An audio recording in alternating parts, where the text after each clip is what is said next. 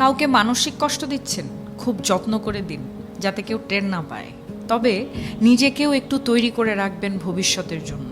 যে কষ্টগুলো কাউকে দিচ্ছেন, দুনিয়াতে তার পুরোটা না হলেও মিনিমাম 1/3 ভোগ তো করেই যেতে হবে আপনাকে।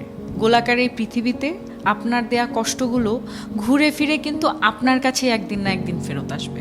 আপনি নিজেই আত্ম অনুশোচনায় ভুগতে ভুগতে একটা সময় শেষ করে দেবেন নিজেকে, যা হয়তো আপনার সো কল্ড ইগোর জন্য ওই মানুষটার কাছে ক্ষমাও চাইতে পারবেন না। আমাদের সবার মনে রাখা উচিত, মানুষের দীর্ঘশ্বাস খুব খারাপ হয়। সামনে এগোতে গেলে শেকলের মতো পা জড়িয়ে টেনে ধরে। ভালো থাকুক আমাদের চারপাশের মানুষগুলো। ভালোবাসার মানুষ, ঘৃণার মানুষ, কাছের মানুষ, দূরের মানুষ সবাই ভালো থাকুক।